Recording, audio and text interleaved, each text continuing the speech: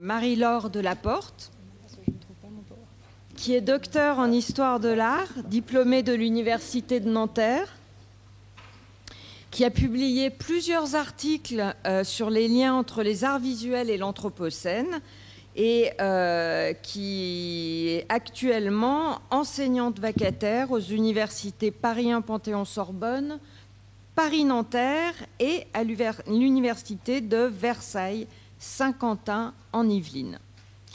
Et le titre, j'ai oublié de dire que quand même cette session conclusive s'intitulait de manière générale Manière de penser l'avenir. Donc c'est une session grave. La communication de Marie-Laure pose la question: prophétiser l'Anthropocène, la trilogie Qatsi de Godfrey Reggio. Merci beaucoup, merci Valérie pour cette présentation et merci bien évidemment Daniel d'avoir accepté ma proposition. Oui, qui va être une sorte de petit pas de côté prophétique, anachronique, je ne sais pas. Vous me direz après pendant la discussion. Donc entre 1982 et 2002, Godfrey Reggio a réalisé 3 films intitulés Koyani Qatsi, la vie déséquilibrée, on pourrait traduire, Powa Qatsi, la vie en transformation, et enfin Nakoya Qatsi, la vie comme guerre ou comme bataille, violence. Donc les titres sont influencés par la langue des Amérindiens Hopi et par la prophétie annonçant la fin du monde comme nous la connaissons. Et le premier opus, Koyani Qatsi, est tourné principalement aux États-Unis et oppose les espaces dits naturels des paysages du Southwest à l'urbanisme et à l'industrie des grandes villes comme New York et Los Angeles où est tourné le film. Le second opus, Powa Qatsi, est un miroir géographique, on pourrait dire, du premier film et se concentre sur cette même opposition entre milieux laissés quasiment vierges de toute activité humaine et le développement progressif, industriel et technologique, mais cette fois-ci dans une douzaine de pays de l'hémisphère sud.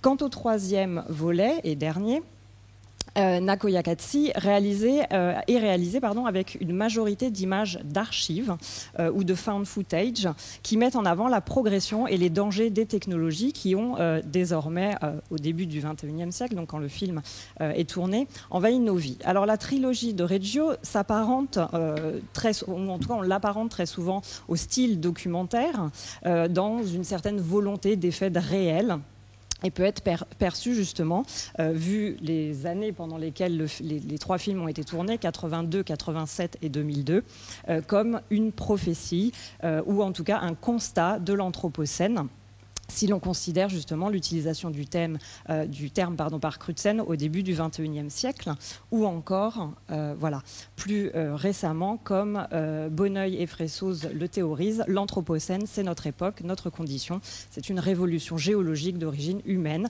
mais aussi, on pourrait penser à une sorte de pressentiment, et ce sera un peu ma deuxième partie, sur les discours de l'Anthropocène et ses différentes variations et interprétations. Alors la trilogie Qatsi est une sorte de poème visuel et sonore, non narratif, on pourra peut-être en reparler, non didactique selon les termes du réalisateur, sans dialogue, et donc dans lequel Reggio est entouré de Philip Glass pour la musique. La musique a une énorme importance, et alors je vous la ferai écouter parce que je vais essayer de vous passer de très courts extraits. Par contre, je ne m'étendrai pas dessus. Malheureusement, je ne suis pas musicologue, et en fait, là, il me faudrait presque une ou un collègue pour m'aider sur ce côté musical.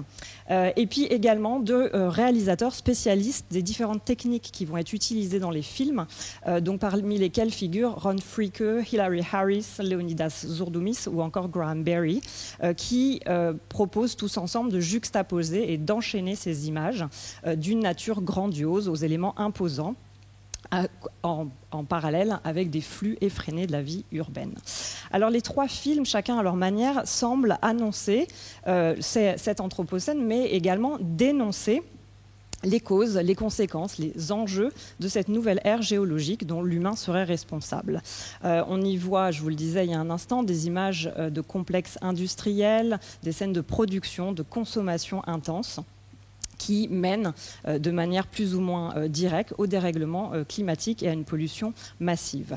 À travers les différentes techniques employées, comme l'accéléré, le ralenti, la superposition des images, un montage dynamique, voire extrêmement rapide, et la prégnance de la bande-son, la trilogie Qatsi est à la fois une expérience visuelle et sonore, une expérimentation filmique qui soulève, plus qu'elle ne répond d'ailleurs, à de nombreuses questions sur les enjeux anthropocéniques. Notamment, j'ai un moment que vous en avez déjà parlé pendant les 2 précédentes journées, de la mise en image et de l'esthétisation justement de ces enjeux.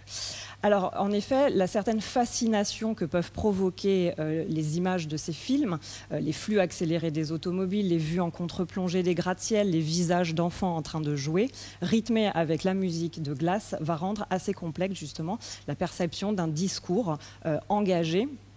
Pourtant, les 3 films s'intéressent bien aux dérives socio-économiques d'une mondialisation excessive et à leurs conséquences écologiques et sociales. Alors ici, excusez-moi, je passe parce que c'était juste, par rapport à l'esthétisation, c'était juste un exemple d'œuvre. Reggio est bien évidemment pas le seul à avoir fait l'objet de ce type de critique, mais je passe là-dessus. Et concernant justement cet engagement, le critique d'art T.J. Demos écrit « L'art engagé du point de vue environnemental possède le potentiel de repenser la politique et de politiser la relation de l'art à l'écologie et les liens inextricables qui se tissent entre la nature, l'économie, la technologie et la culture. » Le phénomène de l'anthropocène devient ici une expérience artistique, mais peut-être pas suffisamment éthique ou politique, au cœur d'une perception visuelle, sonore, penchant plutôt du côté des propos d'Heather Davis et d'Étienne Turpin lorsqu'ils affirment l'anthropocène est principalement un phénomène sensoriel, notamment perceptible à travers des modes visuels. Alors, je m'attacherai donc à voir de quelle manière est-ce que la trilogie Qatsi permet de visualiser certains aspects de l'anthropocène et dans un second temps, je m'autoriserai un pas de côté pour voir comment elle parvient à annoncer certaines des théories du capitalocène. Alors, le premier film, Koyaanisqatsi Qatsi, réalisé en 1982, je vous le disais, va opposer les grands espaces laissés encore relativement à l'état naturel de la région du sud-ouest des États-Unis, Nevada, Nouveau-Mexique, Utah, Californie, etc., à l'environnement industrialisé et urbanisé des grandes métropoles. Alors, les vues aériennes, ici, donc voilà, de ce type de paysage, Monument Valley, Grand Canyon, va composer la première partie du film et vont être succédées par des images du développement industriel qui nous mènent progressivement au fourmillement de la ville, perçue comme une machine dans laquelle les humains évoluent au rythme effréné des flux de piétons et de la circulation automobile en mouvement constant, renforcé par l'alternance des techniques filmiques du ralenti et de l'accéléré qui vont amplifier justement les effets de densité, de masse, de vitesse, d'accélération et qui participent à représenter la destruction de toute trace d'individualité et à réduire chaque être à un motif quasiment non identifiable, perdu dans le faux lot de ce bouillonnement incessant de la vie contemporaine. Alors même lorsque les flux de ces images ralenties pour se focaliser sur quelques portraits. Je vais vous passer un très très court extrait.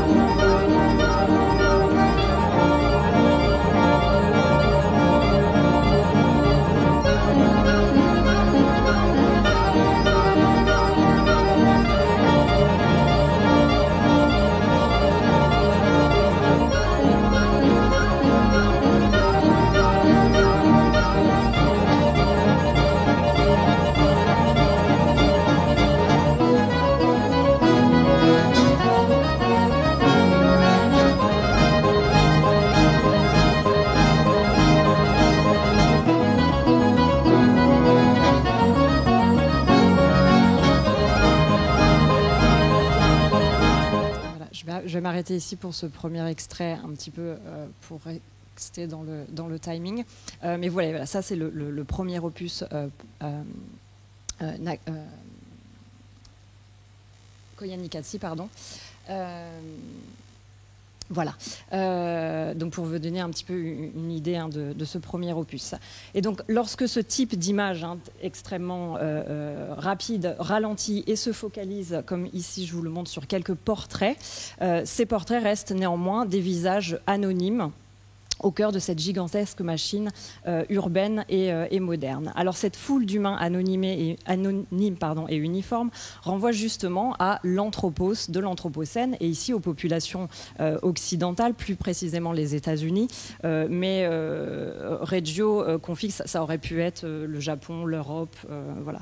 On pourra peut-être revenir dessus, mais on reste dans cette dimension-là. Qui justement englobe la totalité de cette partie de l'humanité, le genre humain comme nouvel agent géologique et qui peut justement paraître relativement réducteur dans sa généralisation.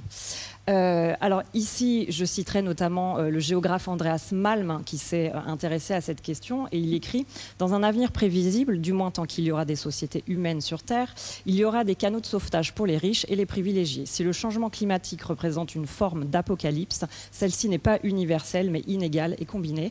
L'espèce est une abstraction en bout de chaîne tout autant qu'à la source. » Alors ici, la responsabilité vis-à-vis justement des enjeux anthropocéniques est plus complexe que cette généralisation et finit même par effacer certaines inégalités sociales et économiques qui persistent, voire même qui s'aggravent et renouvellent les fractures profondes entre les êtres humains.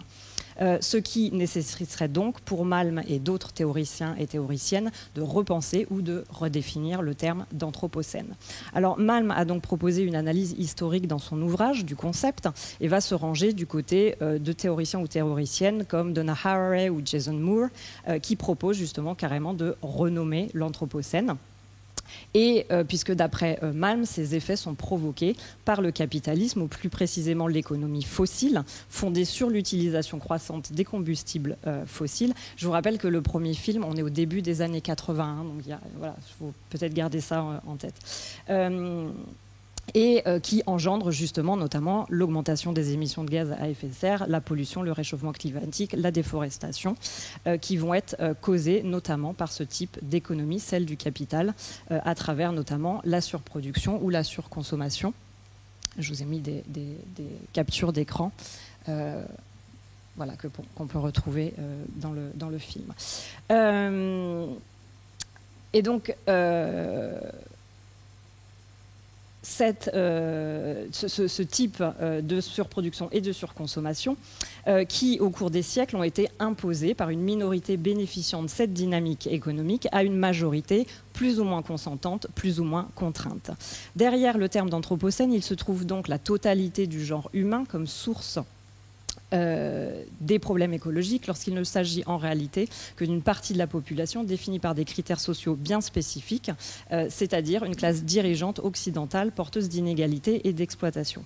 Dans Koya Nikatsi, nous pouvons donc observer ce récit visuel puisque des films, pipeline, mines à ciel ouvert, lignes électriques et également essais nucléaires et centrales nucléaires qui appartiennent, et je citerai une dernière fois Malm, aux pays capitalistes avancés qui ont construit seuls l'économie fossile au service non de l'humanité mais de leur propre enrichissement, ont ainsi poussé les peuples vers ces marges de pauvreté et de vulnérabilité sur lesquelles s'abattent à présent les premiers coups du chaos climatique. Donc pas tous égaux devant les causes et pas tous égaux devant les conséquences.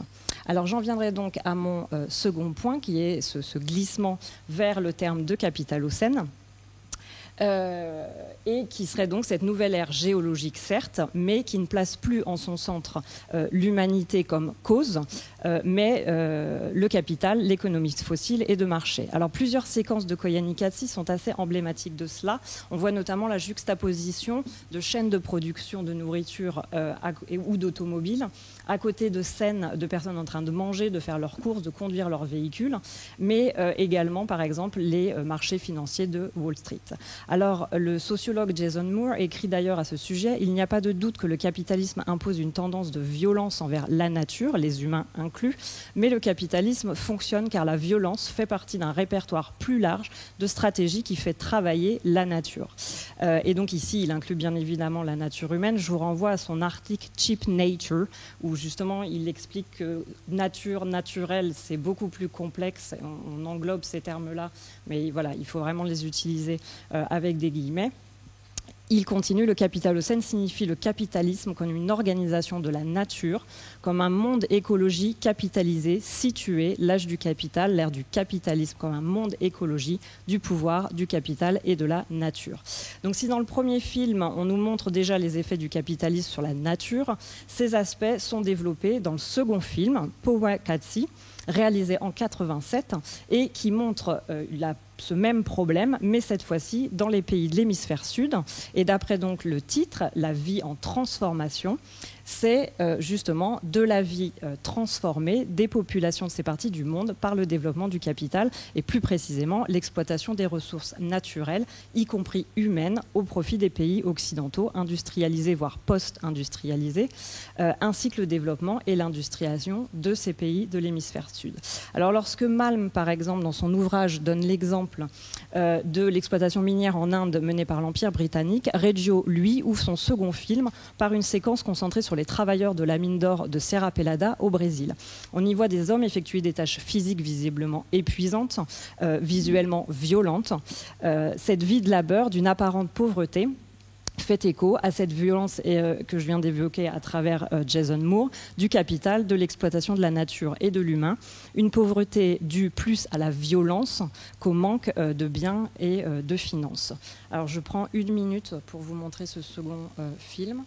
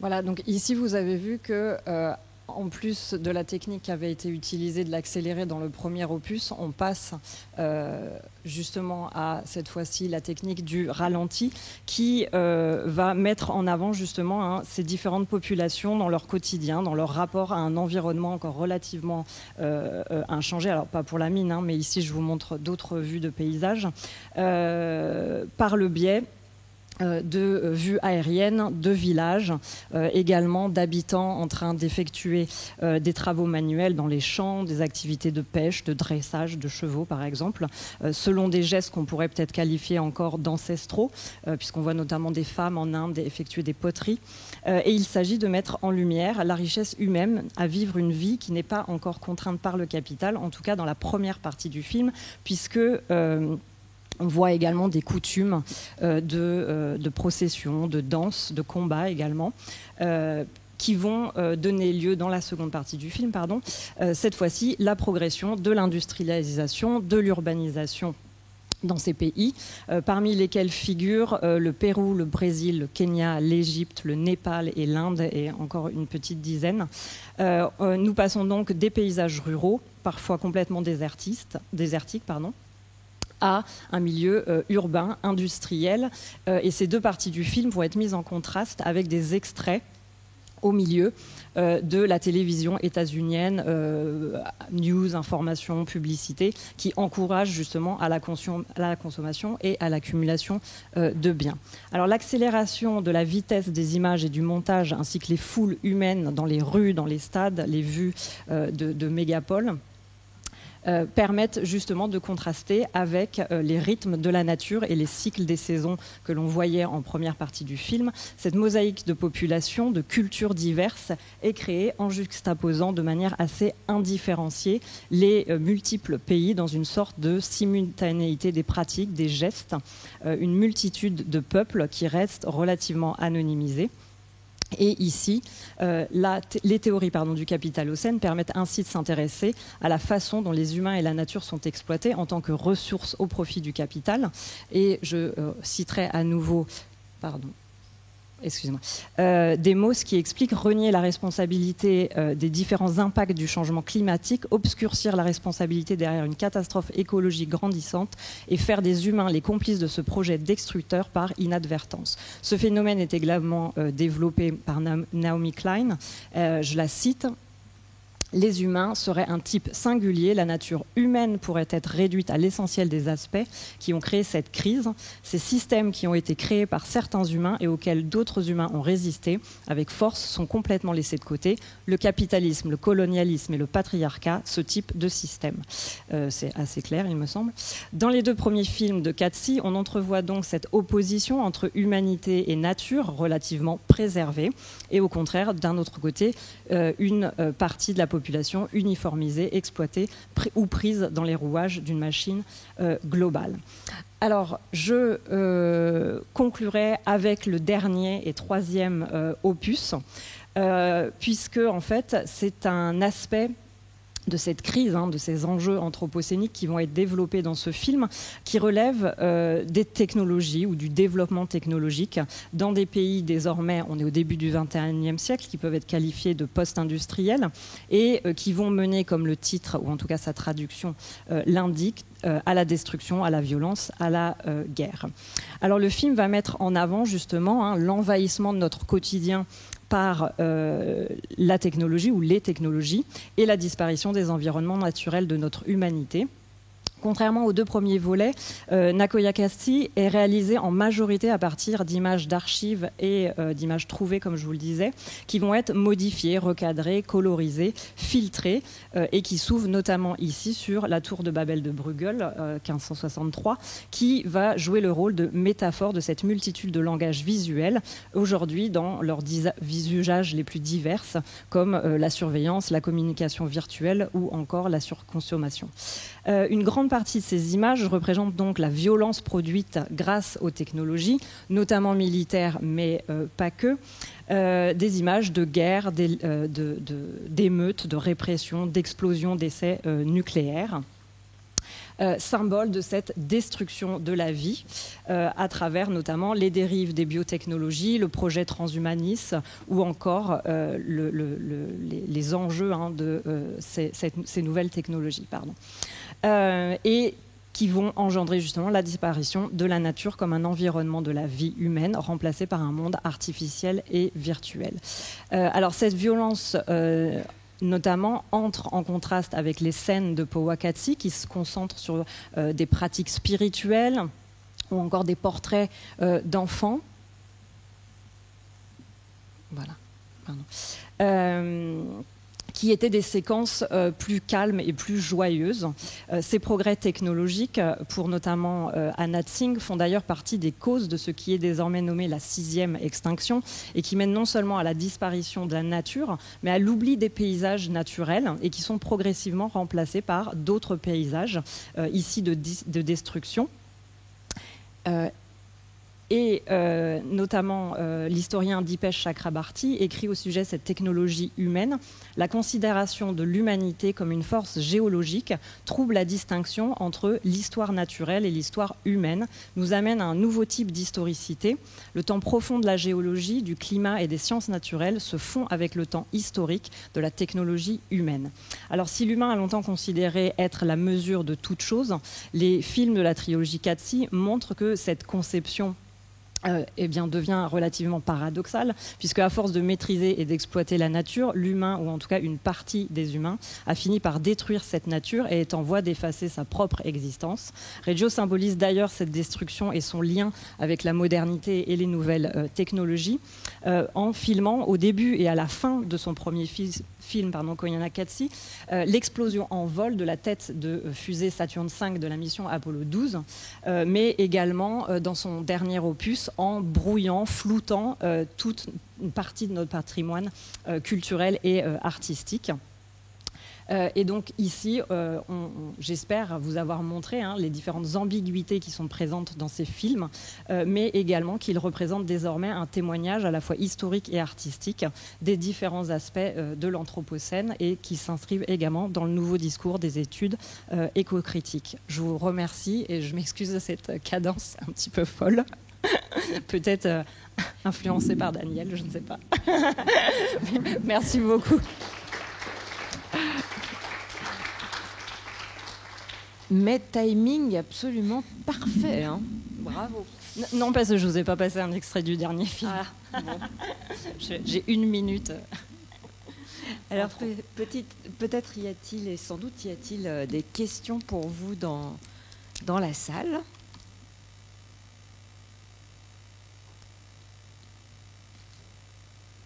Alexander. Il est où ?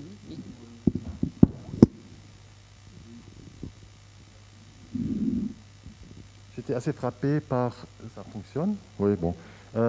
Par la musique qui accompagne le deuxième film. Notamment, voilà, il a ces images ralenties, quand même aussi assez esthétiques ou esthétisantes, ces travailleurs. Et la musique, c'est plutôt les chansons d'enfants, musique joyeuse, très rythmique, très accélérée. Ça rappelle un peu, oui, vous avez évoqué la danse, mais aussi la folklore. Et donc, j'ai trouvé ce contraste assez, je ne veux pas dire problématique, mais assez fort. Je ne savais pas très bien ce que je devrais en penser. Donc ça, c'est peut-être la première remarque. Je ne sais pas s'il faut réagir. Et la deuxième, c'est très court. Donc, c'est le deuxième film. Donc, il y a le sous-titre Life as War. Et ça a été tourné en 2002, donc 1 an après l'attaque au World Trade Center. Donc, et je pense que ça a certainement joué. Est-ce que vous avez trouvé quelque chose par rapport à ça ? Alors, je veux juste préciser, je ne suis absolument pas en train de m'excuser ou me dédouaner de quelconque responsabilité scientifique, loin de moi cette idée, mais je veux juste préciser que ça, c'est quelque chose d'extrêmement récent, en fait, qui s'inscrit à la fois dans la suite de mes recherches de thèse sur les artistes cinéastes, en fait, et particulièrement aux États-Unis, et des recherches que je mène depuis quelques années sur l'anthropocène, le post-humanisme et les nouvelles technologies. Et donc là, c'est quelque chose, en fait, que j'ai peut-être fait un peu comme vous tous, post-Covid ou pendant Covid. Et donc, il me manque encore énormément de choses. Il faudrait que j'aille aux archives de Reggio aux États-Unis, ce que j'ai pas pu faire. Enfin, voilà, je ferme la parenthèse. Ta première question sur la musique, oui, absolument. En fait, c'est pour ça que je dis que j'ai vraiment aussi j'ai besoin d'un binôme pour travailler sur l'aspect musical, parce que c'est vraiment un dialogue entre les images et la musique. Enfin, je pense que nombre d'entre vous connaissent Philippe Glass, bien sûr, et Reggio l'a même, excusez-moi de l'expression, mais bassiné pendant des semaines, des mois, parce qu'il voulait travailler avec lui, et Glass disait non, je ne fais pas de film, ça ne m'intéresse pas, je fais du théâtre, voilà. Il a fini par le convaincre en lui montrant une petite démo, et donc il y a vraiment un travail fusionnel des années 80 jusqu'au début des années 2000. au début du XXIe siècle, ils ont également continué de travailler ensemble. Et il y a la volonté en fait chez Glass d'accompagner les images. Alors pour le premier film, ce qui est un petit peu gênant en fait, c'est que Glass est intervenu après le tournage des images en fait, alors que pour le second opus, il a suivi en fait Reggio sur les lieux de tournage. Donc il s'est vraiment aussi imprégné en fait du folklore, peut-être, si on peut l'appeler comme ça, des différents pays, des différentes coutumes, etc. Et donc, oui, parfois, il y a ce décalage, et c'est pour ça que j'ai dit qu'il y avait un nombre sinon d'ambiguïtés, en tout cas de choses assez déconcertantes dans ces 3 films, de parfois accompagner des images extrêmement lentes, extrêmement calmes, par, au contraire, un rythme extrêmement dynamique. Et aussi, voilà, on entend ces résonances, en tout cas pour le second film, de musique du monde, mais j'ai beaucoup de mal à poser des mots aussi sur certaines de ces images. Mais donc oui, ouais, absolument. Il y a cette musique qui est aussi importante. Deuxième, oui, et il a fait les 3, absolument. Et ta deuxième dernière question. Là, oui. Alors en fait, le film est sorti après. D'accord. Donc en fait, les images qui ont été tournées avant en fait les attaques. D'accord. Et le problème, c'est vrai, quand je parle de prophétie, de pressentiment, etc., c'est qu'aujourd'hui, il faut être extrêmement rigoureux. Et donc, je suis en train de faire ce travail de scène par scène, savoir où on est, etc., quand on est, voilà. Parce qu'en fait, il faut faire très attention à une interprétation qui serait oulala, les tours, les immeubles, les buildings aux États-Unis, le 11 septembre. Non. Ou on voit des interprétations aussi de Tchernobyl pour le premier opus. Bah non, non, ça va pas être possible. Voilà, donc. Mais par contre, voilà. Alors par contre, effectivement, il y a le contexte historique et politique, bien sûr, qui est absolument déterminant pour ces films-là. Oui, bien sûr.